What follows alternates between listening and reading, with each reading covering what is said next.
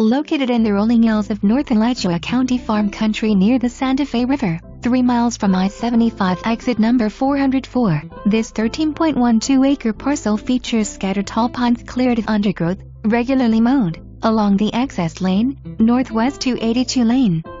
The back of the parcel, north side, has stable sinkholes with old-growth hardwoods and huge pines along the rims and at the bottoms. Access is on paved county-maintained roads to northwest 282 lane, which is an unpaved private road ending at January 3rd mile.